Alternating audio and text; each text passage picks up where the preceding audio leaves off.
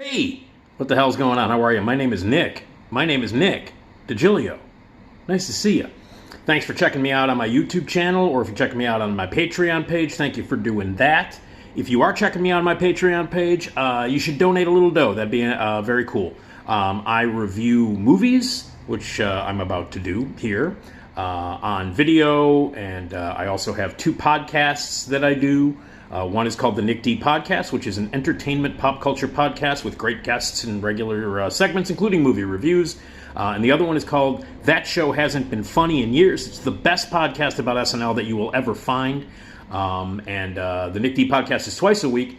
The SNL Podcast is once a week at RadioMisfits.com, part of the Radio Misfits Podcast Network. Those podcasts are free. You can subscribe, you can download, you can listen to them, you can use an app, and you can listen to us 24/7. Because Radio Misfits is now streaming 24/7. It's a streaming service. Turn it on like a radio station. You'll hear unheard music and incredible podcasts, including my two podcasts. You can hear the Nick D Podcast every day at 3 p.m. Central. And you can hear my Saturday Night Live podcast every day at 9 a.m. Central, all part of the 24-hour streaming of RadioMisfits.live. I also appear on and contribute to The Steve Cochran Show on WLS AM 890, the Big 89 in Chicago, where I review movies. All this stuff that I do, including the videos, including all the other stuff, appearances, and the podcasts, and the radio, it's all free. So if you can give dough, that would help. That would help a lot. It would keep things going for me to continue doing these things and bringing my podcast live to places like Zanies and places like the Flashback Horror Convention, which is coming up in August, where I'm going to be doing my podcast live with all kinds of celebrity guests and surprises. It's going to be fantastic. So anyway, to help all of this stuff going, I need your help. Patreon.com/NickDShow.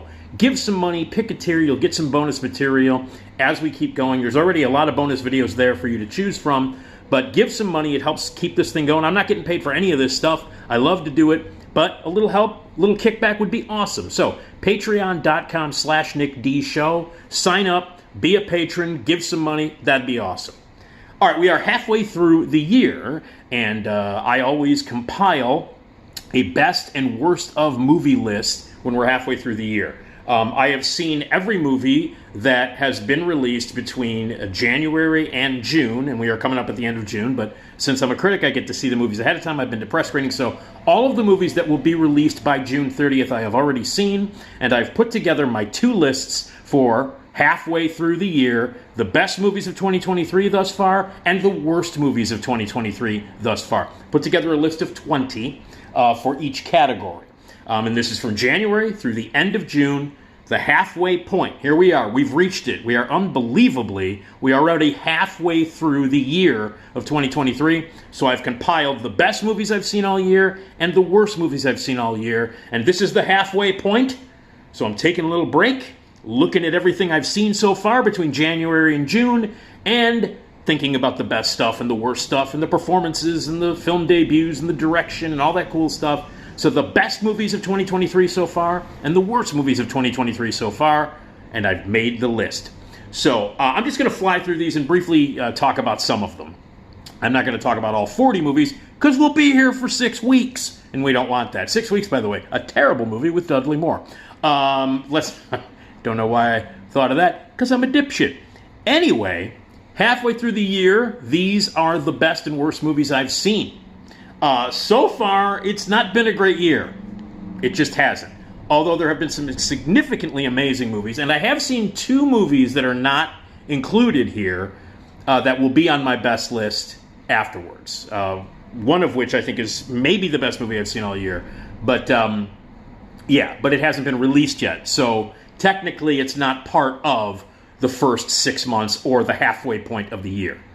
But know that I've seen 2 movies that are fucking great, and they will definitely be included or considered for the entire year. I guarantee you that. But anyway, we're 6 months in. We are halfway through the year. Let's take a look back. Why don't we start out with the shit first? So 20 movies that suck. So we are halfway through 2023, and here are the 20 movies that were terrible. The worst movies of the first 6 months, the halfway point. Here's the shit. I'll start with 20 and move my way up. And as we go up, the movies get worse. So number 20 is bad. Oh, it's bad. But number 1 is shit. and it's the worst movie I've seen so far halfway through 2023. So here we go. Halfway point, the worst of 2023 thus far. Number 20 is The Little Mermaid, the live-action Disney remake of the animated classic. Terrible. Number 19 is Plane, Gerard Butler's latest action drug cartel thing. Lame. Number 18 is You People, which is from the maker of the TV show Blackish, and it featured Jonah Hill and Eddie Murphy, and it was about an interracial couple and the in-laws and the families meeting, and it was as bad as you can possibly imagine. Terrible Netflix film, but it did get a theatrical release as well. A terrible movie. Number 17 is Renfield with Nicolas Cage and Nicholas Hoult and the completely wasted Awkwafina. Nicolas Cage doing the same Nicolas Cage over-the-top ham bone bullshit he's done before, and everybody's like, oh, he played a great Dracula, blah, blah, blah. And he was like, and he did a lot of press for this movie and did a lot of press touring and all that shit. It's a bunch of jerk-off nonsense. It's not funny. It's completely over-the-top in terms of violence and style and comedic shit. Everything is a misstep. It's a terrible movie, and Nicolas Cage can blow it out his ass. Renfield, number 17. Number 16 is The Pope's Exorcist. It's a terrible, I gotta say, watching big-ass Russell Crowe, who's been enjoying pizzas, and God bless him, I'm not criticizing him for that, but he's just been chunky now. He's big Russell Crowe now. He's kind of like chunky Russell Crowe. But watching him ride around on a scooter and exorcise demons was kind of funny, but the movie's a piece of shit. So that's The Pope's Exorcist. That's 16. Number 15 is Wes Anderson's Asteroid City. I'm done with Wes Anderson. I'm done. His movie from 2 years ago, The French Dispatch, one of the worst movies ever, and easily the worst movie he's ever made, but this is a close second. Asteroid City. I'm done with him. I'm done with his cute little pastel-colored dioramas and everybody acting very monotonely. He is done. You want to talk about a director who has one or two tricks that were kind of cool when he first started 20 years ago, but he's been recycling the same bullshit visual style and the same bullshit acting style and the same underwritten, let's try to get some emotion out of like pastels and dioramas. I'm done with Wes Anderson, and Asteroid City is a star-studded, like his last one, fucking disaster. Bad movie. Number 14 is Skinamarink, which some horror fans are big fans of.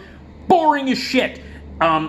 It was based on a short film, and I think it could be okay if it was 15 to 20 minutes long. Unfortunately, it's an hour and a half, and after about 15 minutes, I wanted to smash bottles over my head and run screaming from the theater. Boring, shit, stupid.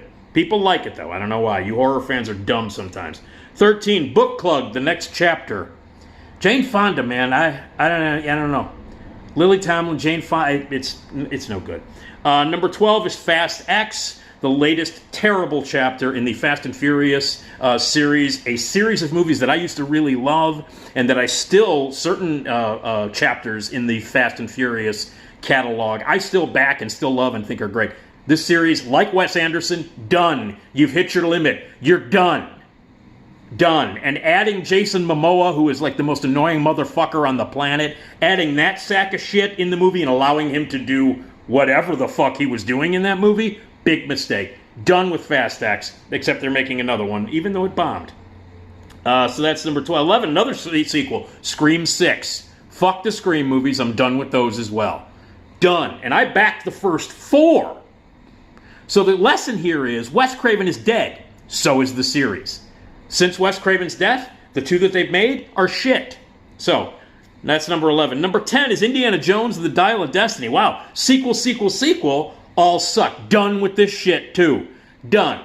Old Indy? Nah. Terrible. The opening 15 minutes is all CGI with young, deep fake Harrison Ford and young, deep fake Max Mikkelsen running around. It plays like a video game. Remember in the first 2, because I don't like the third one, the one with Sean Connery is bullshit. The one with the monkeys and Shia LaBeouf is horseshit, and this one's horseshit. But you remember back in the first 2 when they would do action sequences for real, like with practical effects and real cars and real stunts and real people?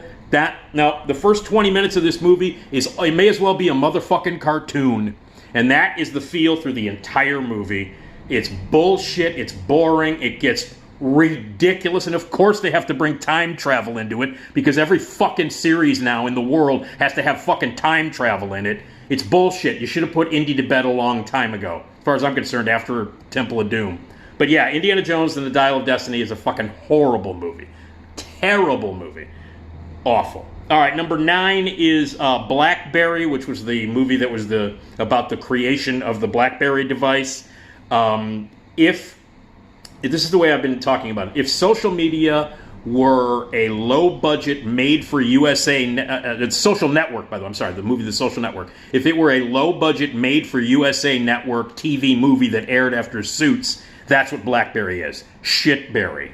Number 8, 80 for Brady. There's Jane Fonda again. Old ladies go to the Super Bowl. I don't even... Number 7, Cocaine Bear. All you people who were like, oh, Cocaine Bear, it's going to begin. All you people who went and thought it was hilarious and great, thank you for creating another Snakes on a Plane. That's all it is. Cocaine Bear, awful movie, terribly directed. The one joke is done, and the one joke is, hey, a bear did cocaine, and it's ripping people apart. And that's the joke, and it's repeated ad nauseum for fucking 2 hours. It's a terrible, unfunny, one-joke piece of shit movie that jagoffs around the country made popular, just like they did 20 years ago when dumbass Snakes on a Plane came out. Cocaine Bear, not funny, really stupid, awful movie, missed the whole point on how you could do satire, and just a terrible movie that for some reason fucking people went to see and some people think is funny. It's one of the worst movies of the year. Number 6 is The Flash. I already did a video on this fucking movie. It sucks. It's DC. It's comics. It's time travel. It's horseshit. It is multiverse nonsense. It's more bullshit, money-grabbing, you are a mark comic book bullshit. That's number 6. Number 5, the Super Mario Brothers movie. I don't even know what to tell you on that. It's shit. Number 4 is Knock at the Cabin. This is M. Night Shyamalan's new piece of shit. With Dave Bautista, they knock on the door. It's the end of the world. They're going to kill the family. The family's got to kill somebody in the family, or the world's going to... Bunch of M. Night Shyamalama ding-dong bullshit. He sucks. He's always sucked. Take your 6th sense and stick it up your ass. Take your signs and shove it up your ass.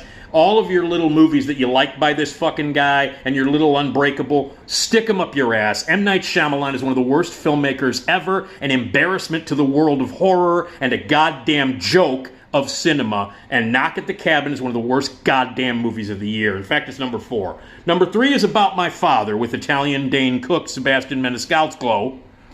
Terrible stand-up comedian. So Italian Dane Cook, Robert De Niro, autobiographical comedy about Sebastian and his dad, played by Robert De Niro, and they visit the future in-laws, and wackiness ensues, including Robert De Niro killing a peacock and frying it up for the family. Whoa, a bad hair. Ken Cattrall gets a bad haircut. Sebastian Maniscalco, Italian Dane Cook's shorts fall off and his balls hang out for 5 minutes. It's hilarious! Italian Dane Cook. About My Father, number 2. Number 3. Number 2 is probably the worst movie of the year. And that's Spinning Gold, which is the story of Casablanca Records, which is so bad it's on Plan 9 from outer space level. It's so bad it's hilarious. Now, I will say this. It's a horrible movie. It is as terrible as you can possibly imagine, as ineptly made and directed and written and acted as any fucking movie with terrible actors and actresses and directors involved in it can be. But it's hilarious. It is hilarious. It is hugely entertaining. It is really one of those movies that's so fucking bad, it's hilarious. Like it is The Room bad. Like it is Santa Claus Conquers the Martians bad. It is one of the fucking worst movies I've ever seen in my entire life, and yet I laughed my balls off during the whole thing. Now, it's not supposed to be funny. It's not supposed to be, ineptly hilarious, but it is. It's a steaming piece of shit. Probably the worst movie, technically, of the year. But yeah, so Spinning Gold, the story of Casablanca Records, it is, without question, one of the worst movies I've ever seen in my entire 57 years plus on this planet. It's hilariously awful. But yeah. But number 1 is A Good Person, and this is the movie that is written and directed by Zach Braff with Florence Pugh, Morgan Freeman, and Molly Shannon, and it is a movie about a horrible car accident and the grief and the death surrounding it, and about addiction and substance abuse. It is an insulting movie. If you are, and like I have dealt with, sobriety, and I'm a recovering alcoholic. This is, without question, the most inaccurate, the most insulting, the most evil, and the worst movie to ever include alcoholism, addiction, and especially the way it treats AA in this movie is insulting. Zach Braff is a sack of shit, and he should be embarrassed. He should be fucking repulsed. He should hide. He should hide at the incredible, insulting, awful way that he treats addiction, sobriety, and dealing with alcoholism in the most insulting, insensitive, and unknowing and moronic fucking way possible. It is, technically Spinning Gold is a worse movie, but A Good Person is the worst movie I've seen all year, probably, and it will be the worst movie of the year at the end of the year, because it is simply an insult to anybody who has ever tried to deal with alcoholism, addiction, or sobriety. It is a fucking insult, and it's one of the worst movies I've ever seen, and Zach Braff is a motherfucking jerk, and he is an embarrassment, and he should feel completely ashamed of the shit that he threw on screen, insulting anybody and everybody who's ever had to deal with alcoholism, addiction problems, or sobriety. So fuck A Good Person. All right. Let's get to the best, shall we? The 20 best movies. Again, we are halfway through the year of 2023. So here we are, the 20 best movies. Let's get into the good stuff. 20 best movies of the year. Now, before I rattle off my list of what I think are the 20 best films of 2023 thus far, I will say this. I was just looking at the list and I just realized this. I didn't even know this. I put this list together a couple of days ago, put it up online, threw it up on my socials, and all kinds of stuff. I didn't even realize it until I was preparing for this video. I looked down and almost half of these films are directed by women. So, of the 20 best movies of the year so far on my list, 9 of them are directed by women. 9 of 20. 9 films of 20 are directed by women. And I didn't even realize that. I put the list together and then I was looking at it and I was like, wait a minute, that was directed by a woman, this is directed by a woman.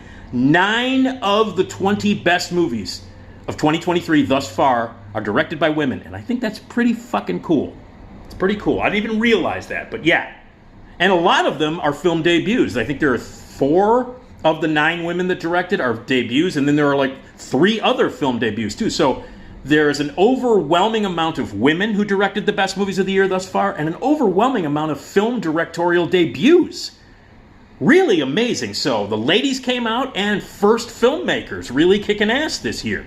So halfway through the year, here are the 20 best movies of the year. Number 20 is Marlowe, Neil Jordan's fantastic sort of film noir takeoff on Philip Marlowe with Liam Neeson and all-star cast. Really terrific movie. Number 19, Spider-Man, Across the Spider-Verse, the animated stuff. None of this bullshit live-action multiverse bullshit.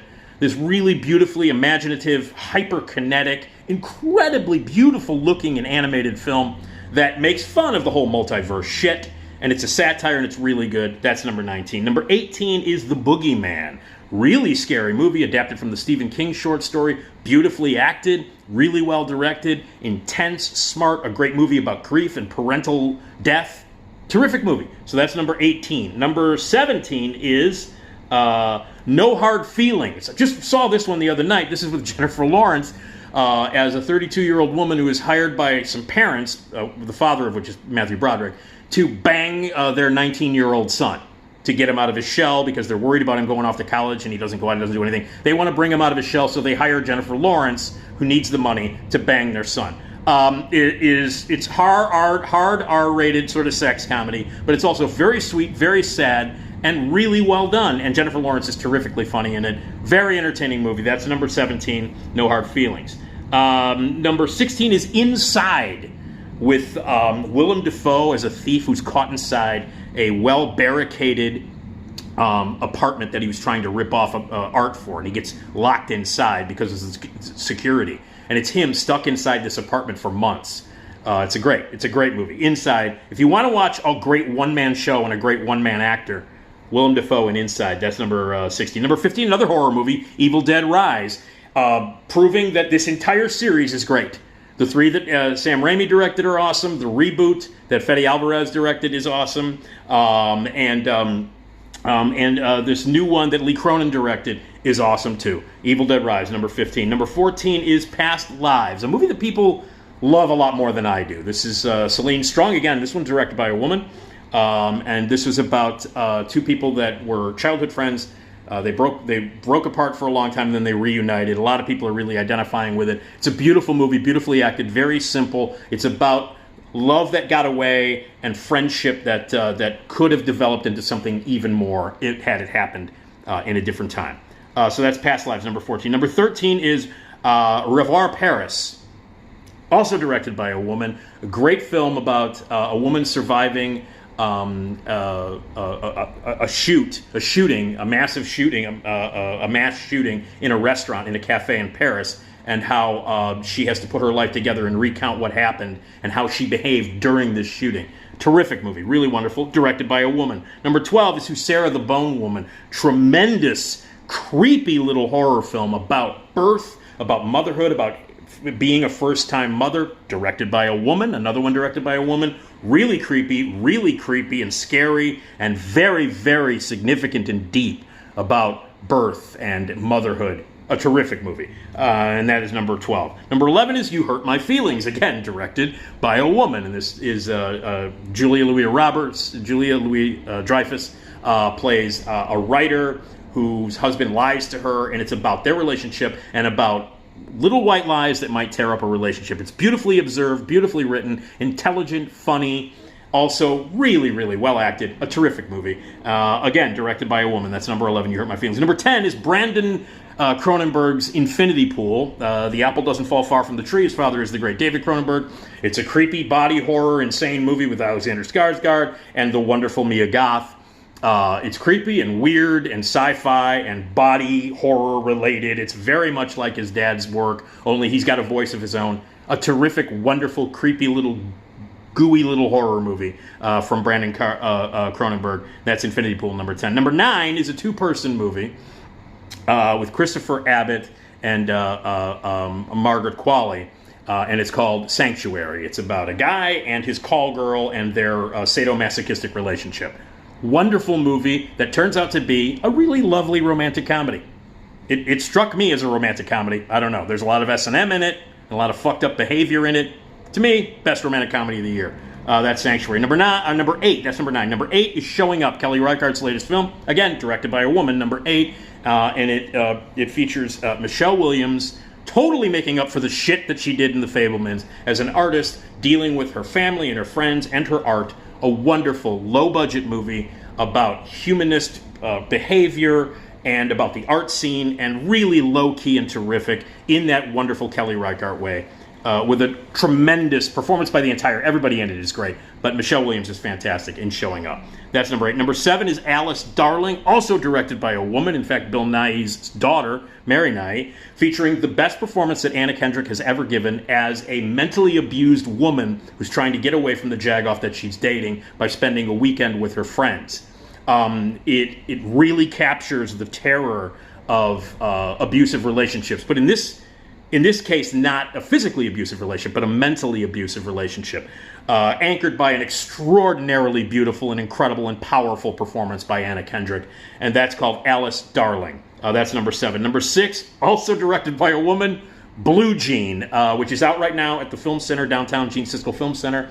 It takes place in 1988 England under the rule of Thatcher, and it features Susie McEwen as a gym teacher who is a lesbian, but she's closeted. In that time, she has to keep it a secret, but when a new student arrives at the school, her life is turned upside down. It features maybe the best performance I've seen by an actress all year in Blue Jean. It's also an incredibly well-made, incredibly powerful, and very, very timely movie that should be seen. It's also got a lot of great politics behind it, a great cast, and the best female, Rosie McEwen, by the way. Rosie McEwen is the actress who plays the lead in Blue Jean. It's the best performance I've seen by any human this year. So that's number 6. Number 5, Somewhere in Queens, Ray Romano's directorial debut with him and Laurie Metcalf. They play a couple who are trying to deal with their son, trying to go to school, and his first girlfriend, and so on and so forth. It's a wonderful celebration of family. It's very funny. It's very moving. It's very, very realistic. I come from an Italian-American family, and let me tell you something. This is as accurate as it gets. Everything that's accurate about Somewhere in Queens is what's not accurate about my father, the Italian Dane Cook movie. By the way, Italian Dane Cook is actually in this movie as well. But Somewhere in Queens, Ray Romano's writing and directorial debut. He's in it as well. A wonderful family comedy drama, heartwarming and really honest and really great. That's number 5. Number 4 is John Wick Chapter 4, one of the best action movies ever. It's almost 3 hours long. It's nonstop action. It's a tribute to Walter Hill and the Warriors, and specifically Keanu Reeves rules. There are 80 million fight scenes in it. There's shootouts, there's guns, there's death. It is one of the greatest, most over-the-top, insane action movies ever made, and the 4th best movie of the year. Number 3, directed by a woman, 1001. This is a movie about a woman who sort of kidnaps her 6-year-old son from foster care after she gets out of jail and tries to live a life without dealing with the government and dealing with the law and staying under the radar of the New York City law while she's trying to raise her son in New York City at a very specific time in the 90s. A great film with great performances and one of the best movies of the year. That's 1001. Number 2 is Of an Age. Of an Age, which is directed by Goran Stiletsky, who made a movie last year called You Are Not Alone, a horror movie. And this is a wonderful humanist romantic movie about a guy who falls in love with another guy during a 24-hour road trip. And it's about how that love, that intense thing that happens between them happens, then goes away. And it's about, like Past Lives and like a couple of other movies, very intimate little movie about two people who want to be together but can't. And it's a lovely movie. And I was really moved by it. I cried like a baby. Just thought it was beautiful, and that's Of an Age. And then number 1, directed by a woman. It is adapted by and directed by Kelly Freeman Craig, who made one of the greatest coming-of-age movies of all time a few years ago called The Edge of 17 with Haley Steinfeld. And she has adapted the legendary Judy Blume book that everybody has read, especially women or teenage girls, especially in the 70s. Are You There, God? It's Me, Margaret. The best movie of the year. It is a beautiful adaptation. It's a movie that everybody can identify with. I am a 57-year-old man. I've never purchased a bra. I've never had a period. I've never had to deal with any of that kind of stuff. But this movie moved me. It made me laugh. It made me cry. Like a lot of these movies. There's a lot of them on this. I liked a lot of intimate dramas this year so far. And they've all moved me. I've laughed and I've cried. Some of them have destroyed me. A couple of these movies have really destroyed me and made me cry. And I got really emotionally involved in a lot of movies this year. And number 1, though, is Are You There, God? It's Me, Margaret. If you've read the book, then you know what it's about. Everything that you could possibly imagine with, dealing with a teenager, dealing with adulthood, becoming an adult, you can see in this movie. It is beautifully written. It is beautifully performed. Every single performance is special. The young girl who plays Margaret in the lead, it's a remarkable performance. Rachel McAdams has never been better. She plays her mother in it. It is a completely identifiable, wonderful, humanist movie with real connections and real human performances. I loved it. It says a lot about life. It says a lot about being a teenager. It says a lot about growing up. It is absolutely the best film I've seen so far this year. So that's it. The best movie of the year thus far. We are halfway through. Is Are You There, God? It's Me, Margaret. And then all the other movies that I just mentioned. So those are the bad. Those are the good.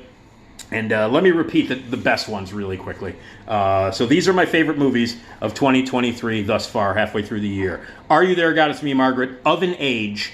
1001. John Wick Chapter 4. Somewhere in Queens. Blue Jean. Alice Darling. Showing Up. Sanctuary, Infinity Pool, You Hurt My Feelings, Who's Sarah the Bone Woman, Revoir à Paris, Past Lives, Evil Dead Rise, Inside, No Hard Feelings, The Boogeyman, Spider-Man Across the Spider-Verse, and Marlowe. Those are the 20 best movies of the year halfway through the year, and you heard the 20 worst movies of the year. Spinning Gold being probably the worst, but also very entertaining. But the most offensive and the most appalling is A Good Person. Zach Braff should be punched repeatedly in the face. So there you go. We're halfway through the year. We got 6 more months to go. Which ones will remain on my list at the end of the year? Ooh, I care. You probably don't, but I do. Anyway, so check those out. They're out there. They're around. Some are in theaters and some are on VOD. Some are, streaming, whatever. Check them out. Or don't check them out if they suck. So there you go. Halfway through a okay year thus far. It probably will get better.